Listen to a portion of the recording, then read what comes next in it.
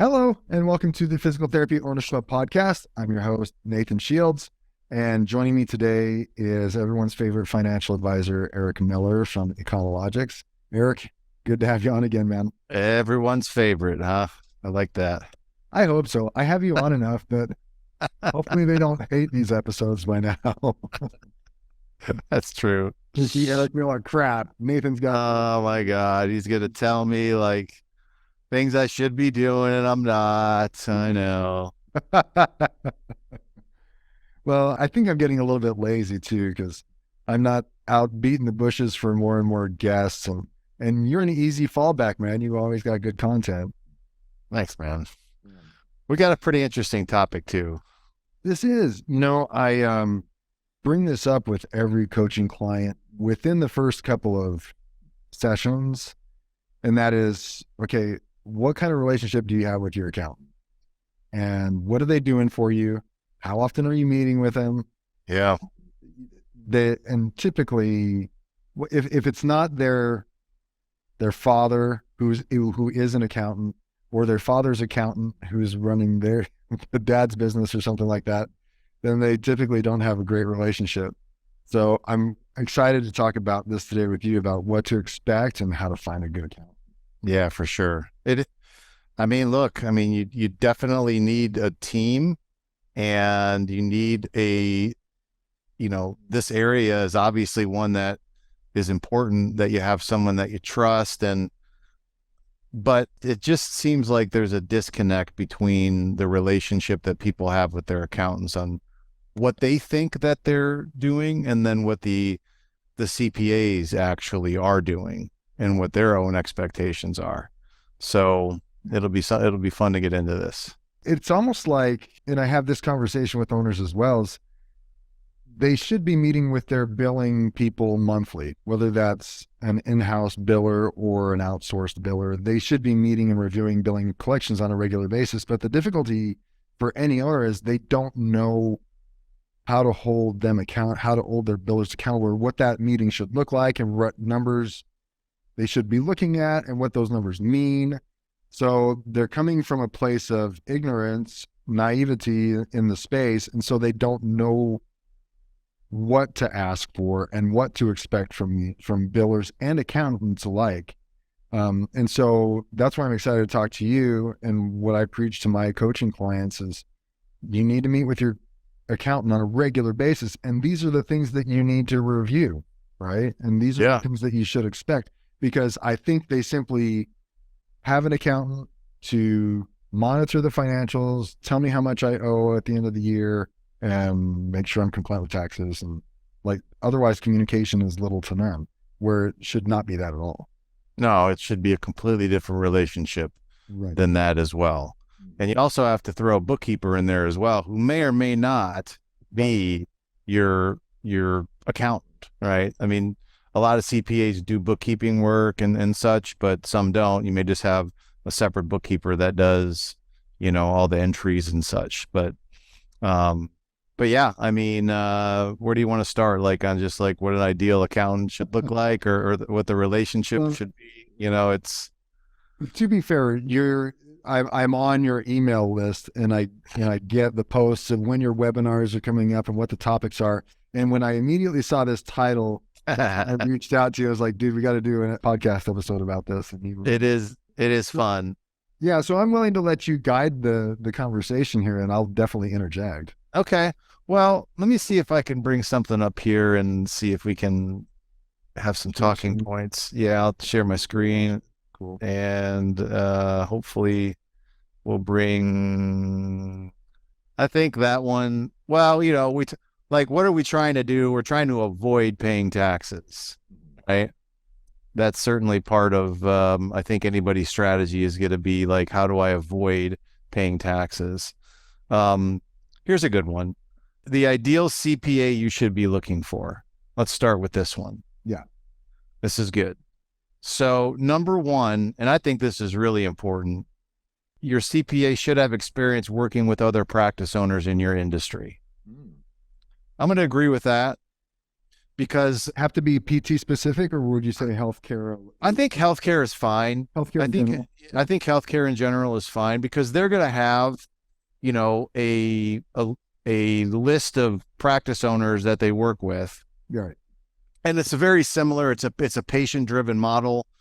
Their insurance reimbursements. You're going to have a lot of similar deductions. Right. You're going to have a lot of similar expenses and everything else. So I think just having someone that understands like what that looks like is pretty key. That your CPA has some background in working with healthcare practice owners. The other one is CPA should have access to additional resources to help you lower your tax bill. I mean, most of them don't necessarily see themselves as like tax quote unquote planners. They look at themselves more as preparers. But man, they should have some resources for you to say, look, if you want to lower your tax bill, let me get you in connection with some tax strategists that have some, they've combed the tax code and they have a couple things here that you can actually look at and do.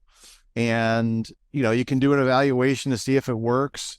One that I've always really simple one, is like if you own a piece of commercial real estate, doing a cost segregation against that piece of real estate so you can accelerate the depreciation. Well, I talk to people all the time and I ask, so I'm assuming that your accountant has told you how to do this. And they're like, no. I'm like, really? Okay. Like, it's just You one just can't expect that much out of them. Exactly. They're just not there. But they should definitely help you understand your taxes. They should be responsive. Like they should call you back. Like you guys would call people back too. I don't know why that's like it's like a lost service of calling people back. Right. But I think you have to meet regularly with them just because you need some prediction of how much you should be setting aside and what your profit margins are. So you know how much you pay in tax. Look, I'll stop this for a second. The practice creates a tax liability for you personally. Right. Right. The practice creates a profit that then creates a tax liability for the household. And unless you're meeting with your CPA and your team regularly, then, and unless you really enjoy getting that call on April 14th that says, oh, by the way, Nate, you only owe $45,000, this year. How would you like to pay that? I've had it happen more than once now. Yeah. You have to meet with them regularly, like every quarter. Okay. Like what is our profit margins looking like? How much should I be adjusting to set aside in my tax account so that I can make sure that come April, I have enough. And if we've done a good job of planning, then hopefully then the amount that you asked me to pay is less than what I have in my account. I win. Right. Mm-hmm. So I think that's the kind of relationship that I would like to see people have with their account, where it's a regular quarterly meeting, at least. And, you guys are going over things that are related to planning, and I think that to me is really, really important when you're that was a relationship. Something I learned early on in ownership, probably midway through my ownership of the clinics, was I didn't know what a financial statement was. I didn't know how to read a profit and loss statement or a balance sheet. Yeah. And based on some people just asking me simple financial questions, I thought I should know these things, I guess. So I told my CPA, I need to know, I need to meet with you monthly and review this so you can teach me how to read a profit and loss statement, how it works, what it means, the balance sheet, you name it. And that's something that I just took from that CPA to the next CPA. And I recommend all owners do the same thing. If not with the CPA themselves, with the bookkeeper that's manning all the transactions, right? Yep, that's right. Because I'm at a point now where I don't meet with my CPA so often. I meet with my bookkeeper for sure. And review all the accounts on a monthly basis at least, and have questions in between. I think now that when you sold, it's probably not as complex anymore as what it was when you owned the practice. Yeah. And that's true. I mean, it does get to a point where, You probably don't, but I think when you're owning it, you really do need to meet with them regularly. Here's a good slide that just shows the difference between a prepare accountant and then someone that's planning, right? Mm-hmm. So most of the people that most PTs have a relationship, they prepare taxes, they prepare financial statements, they answer your questions. You sometimes cringe when you leave because you probably had that, like, I just spent an hour in there and I don't know that I learned anything at all.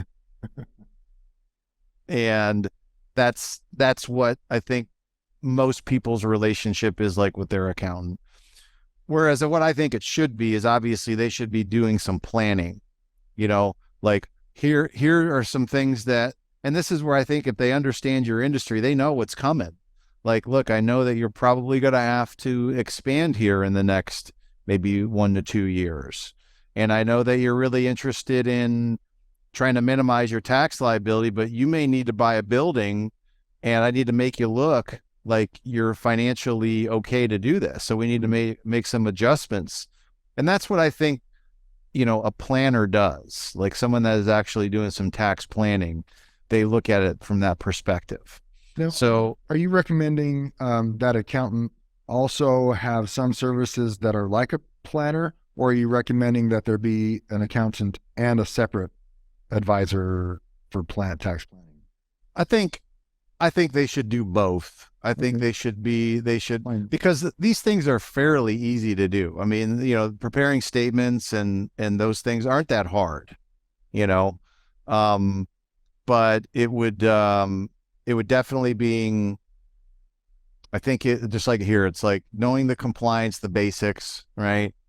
But then building a tax plan of how can we minimize your effective tax rate, know your numbers, and make sure that you're building this practice so that it has value to it, especially when you want to transition as well. Yeah. So they're just being strategic. I think that's as opposed to reactive, they're being proactive.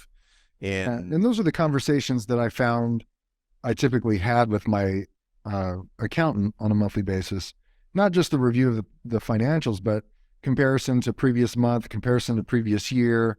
And then at the beginning or at the end of the year, he would provide a pro forma or a budget for the upcoming year based on a certain percentage of growth. And are we measuring up to those metrics?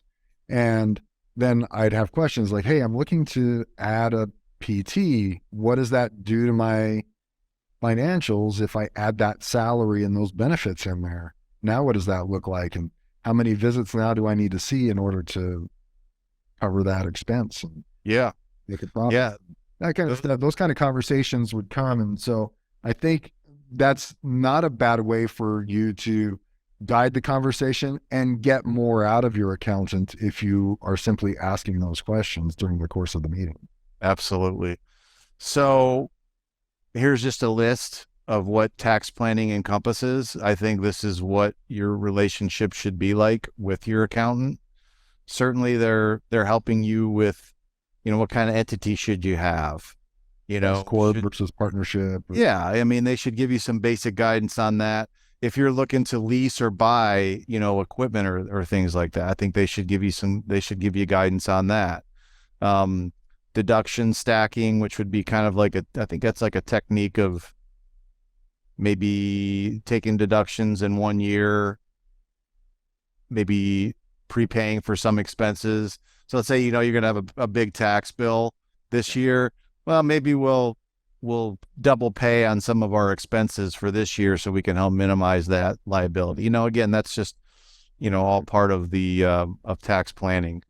Real estate, business health analysis, they should be interested in your business as well. Right. Are you budgeting, cash flow planning? These are some things I think that a good tax planner would help you with. And, it's not just a transactional relationship where it's just like once a year, we're just going to go over all your forms and that's pretty much it.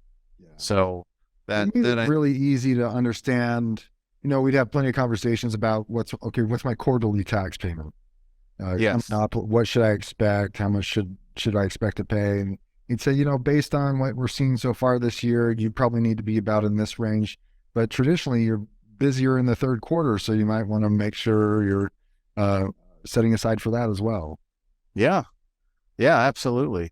I mean, the number of horror stories that I have to hear on a weekly basis about, this kind of relationship. It's like, I just don't think you should feel worse when you walk out of your accountant's office, and be like, oh my God, this is all I have. And I'll tell you, I think the worst thing too is that I see is just the lazy tax planning. So I'll bring that up really quick. So these are some things that I tend to like tell people to do. Number one, look, if you don't do anything, you're going to pay the most. Right. Like if you don't do anything at all and you just kind of sit back and hope and pray, then you're definitely going to pay the most in taxes. Unfortunately, I've had people that have had to go into debt to pay their taxes, which is never a good thing. And if you're having to revolve and always go into debt every year, then that's probably a bad thing.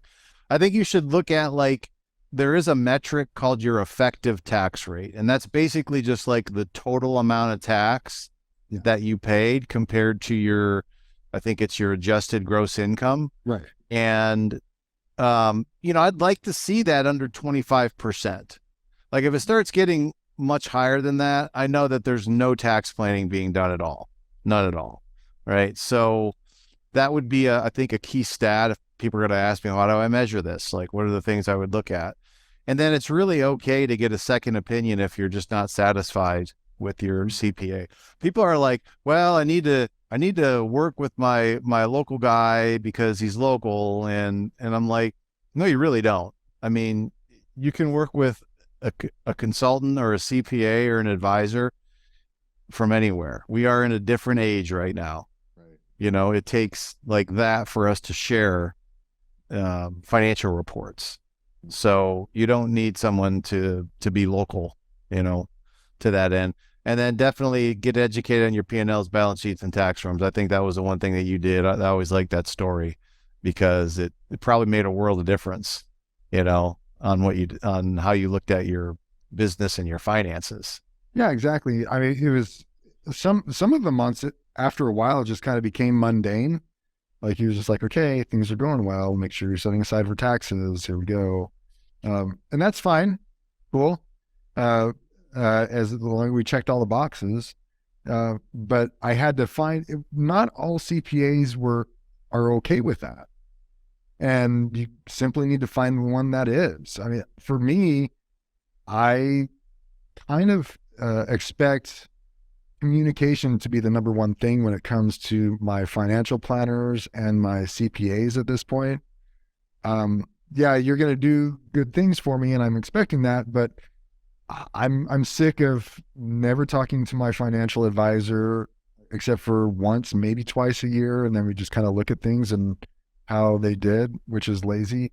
And the same thing with the financial advisor is, man, I don't want the call in April that, hey, you had a great year last year.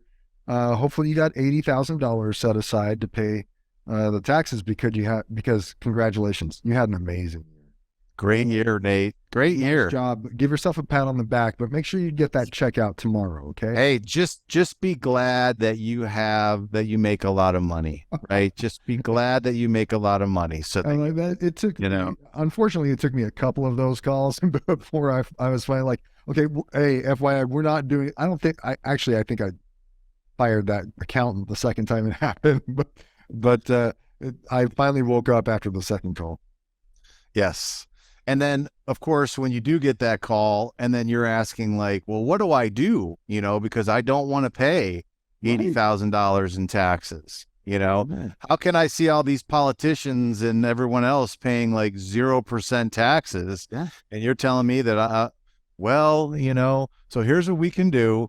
Why don't you just dump all of your money into a retirement plan and or buy a bunch of stuff that you may or may not need so that we can reduce the liability? That is it.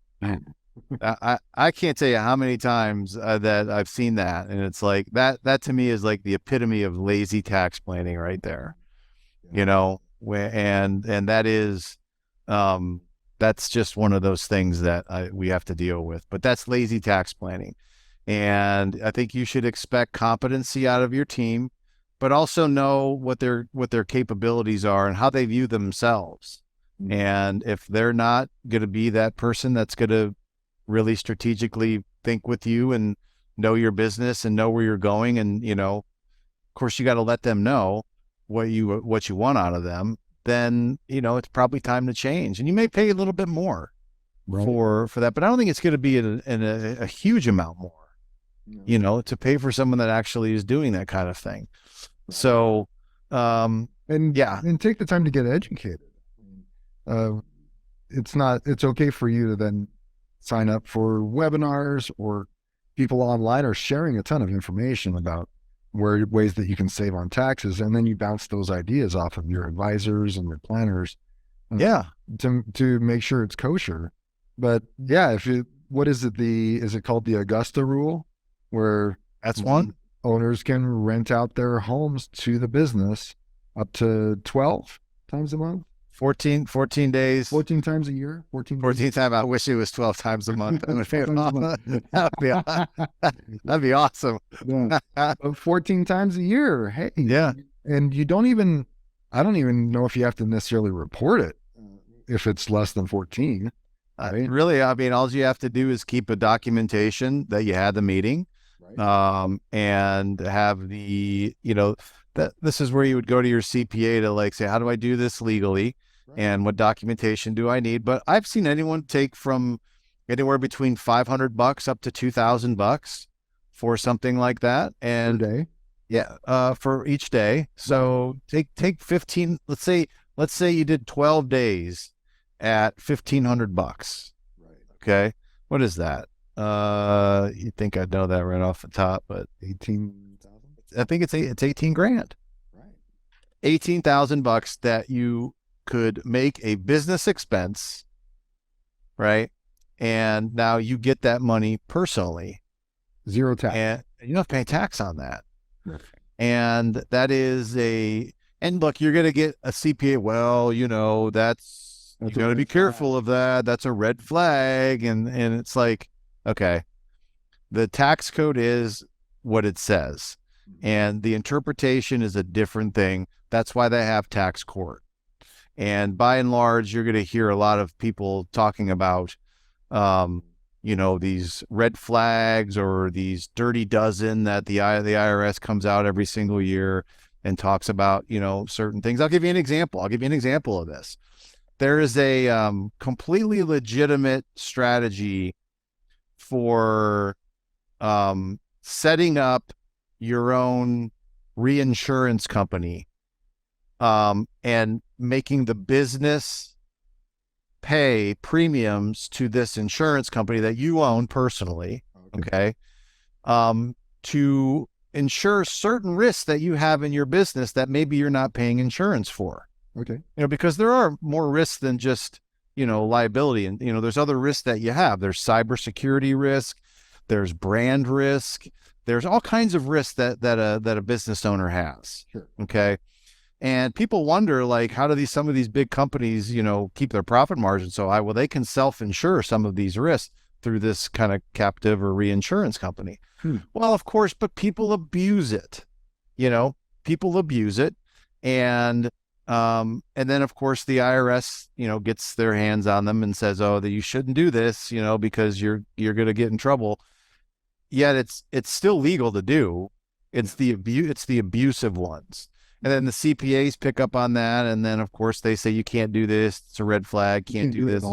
You can't do it at all, even though it's written in the code that if you do it this way, it's legitimate. It tells you how to do it in the code. Exactly. And there's more deductions that people are not taking because their CPAs simply don't want them to get audited. Right. That's it. Right. And they don't want them to get audited. And that's costing people, $20,000 or $30,000 a year. I mean, how hard is it to get? Think about that. You're saving $30,000 a year in taxes. I mean, how many patient visits do you have to see to get $30,000 a year? A lot, man. It's a lot, it's a lot. So, I mean, there's some merit to it. And, I don't know. It's one of those things where, I wish people would be a little bit more thoughtful on their team and hold their team a little bit more accountable to that and not be so afraid of like looking at deductions. So if you have a CPA that's open-minded, not talking about doing anything illegal. I'm not talking about setting up Follow some the code. offshore, crazy stuff, but, Yeah. yeah. Like the ERC was the employee credit Yeah, was employee another retention one. credit. Yeah, the employee retention credit was another one that I am sure got He had abused. no clue about that. I am sure got abused, and I am sure, and CPAs also at the same point told most PTs that, well, you didn't pass one part of the test, so therefore we're not taking the credit, Right. even though there's another part that stated that if there was federal or state mandates that had an effect on your business, and there was certain parameters there, Right. but there were hundreds of PTs, that thousands probably owners that took their PT's advice or their CPA's advice, and probably cost them hundreds of thousands of dollars in credits that were available to them. Yeah. So, yeah. I found that time over time, the CPA firms that didn't have some kind of specialist assigned to ERC and PPP, yeah, really didn't have any clue as to how to determine if an owner qualified for those programs or not and how to set them up. That's why you saw these specialist ERC companies come up that know the ins and outs. And if you can have a conversation with them, then you can really find out, but you can't trust your CPA to give you the right information. Yeah, and if you don't trust some of these fly-by-night ERC companies, because there are a lot of them that come up and they'll tell, yeah, you can do this for everything. I mean, there are, groups out there that I would definitely not work with, but it's worth looking into. Right. And that's, I mean, there's so many other deductions that people can take. I really like the one, especially for most PTs that own real estate, because I know you like real estate, and if you own your buildings and just buying a piece of real estate every single year, and then just using that depreciation to help offset the profit of your business, man, is like, what a great strategy that would be. Every time about cost segregation. The cost segregation, yeah, right. Which is just a method of kind of accelerating the depreciation that you otherwise would take on a piece of real estate that you buy. Right. Now, normally you spread it out over I think it's like 27 or 39 years or something like that. Right. And you can actually hire a company to come out and they'll do all their assessments, and you can just take the same amount of depreciation that you otherwise were going to get, but you could get it much faster. Mm-hmm. Which, and it spends all that stuff in 1 year. Yeah, like give it to me now. I don't want to wait. What do I want to wait 39 years to take these things? like yeah, exactly. Especially if you have a year where you have a really good year profit wise, and you don't want to pay the $80,000 in taxes. So it's just stuff like this that I think people need to have a plan. And well, I have to share as well, and I think I shared this with you before, but for those who are listening that haven't heard it, when we sold our clinics, I think you talked about setting up your company in such a way so that the dividends from the sale could be projected over so many years, 20 years or something like that. Does that sound right? Maybe. Anyways, I learned about that you could get it could be considered long-term gains or something like that. I don't remember. Well, there's definitely methods that, especially if you're selling an asset, like a business. Yeah. Normally the capital gains are due in that year. Right. There are things that you can do to spread that number out and or defer it for a period of time. Right. And, again, these things are looked at, scrutinized by the IRS. IRS comes out with a scary paper that says if you're doing it wrong, then you're in trouble. but there is a legitimate pathway for you to do this, Well, right? yeah, after the fact, I asked my CPA about it. I said, I I heard recently that there's a way that you could spread out the capital gains or, defer the payments. And he said, yeah, we could have done that. I was like, what? Thanks. How That much should was I? How much should I? I've been talking to you for a year about this, and now you're like, oh yeah, that was an option too. Like, where, why? How much should I pay you last year for that? Yeah, Exactly. Thanks for not saying anything, I guess. yeah. Now, There. he didn't bring it up like it was a potential red flag. He just did not bring it up. Yeah. Yeah. And that's another, and then that is, so if you are thinking about selling your practice, there are some methods to minimize the capital gain tax and or defer it. And, but look, I mean, you have to use reputable companies, you got to follow the code, but they are there. And if people just tell you, no, you just pay the tax, just pay it. Nate, just be thankful, Nate. You had a good run. You Congratulations. you had a good run, Nate. You should just pay your tax, be a good citizen, you know. That just happens, man. So for people who are like, damn, now I need to get a new CPA, I guess. And maybe, Yeah. what do you recommend? How do people find those people? How would you recommend they go about finding someone that works with them? Well, I mean, look, everyone has a network. Hopefully that you have groups that you're associated with in the PT space. I think a lot of people do. It's a pretty tight community. And I would just start asking like, hey, who do you work with? And, tell me your relationship with that CPA. What's it like? And I would start there. And, to me, that's probably the best way, just to try to get a professional referral, but just don't have a consideration of distance. Like, Don't make that an issue. yeah, I mean, you're in Alaska, Right. right? Now, I don't know if is your CPA in Alaska, or is he? I Both my think so. bookkeeper and my CPA. Yeah, they're in Arizona. Right. Is that a problem? Not at all. Not at all. So don't have a consideration that you need, some local guy, Right. that you have to go walk down the street. Number one, you won't. Man, people are meeting like this all the time. Right. So maybe just start with networking in some of your groups, the successful PTs that you've seen, like, who do you work with? Who's your team? Mm-hmm. Tell me about your financial team and who you're working with, and what are the things that they're doing to keep you concentrated on building practice value.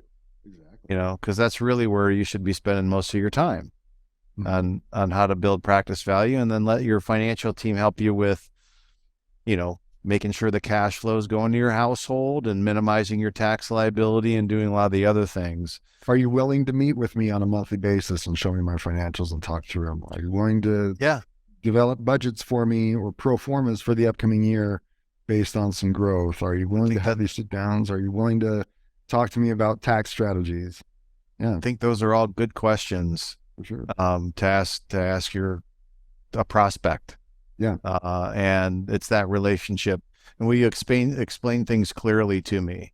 Because I've gotten medical, I've gotten physical therapy, and sometimes the physical therapist will kind of use some terms that I don't know what that means, dude, but as long as it like makes my hips feel better, I'm okay with that. Right. But, I was like, can you explain it to me like I'm not, a physical therapist? Right. And I think our industry is pretty guilty of that as well. Yeah. There's a lot of financial terms that people just like, or I don't know what that means. Right. Yeah, exactly. Cool. Well, any other advice before we jump off the call? I think we did our rant for the day, complaining about CPAs and such. That was good. Thank you. I feel better about myself right now.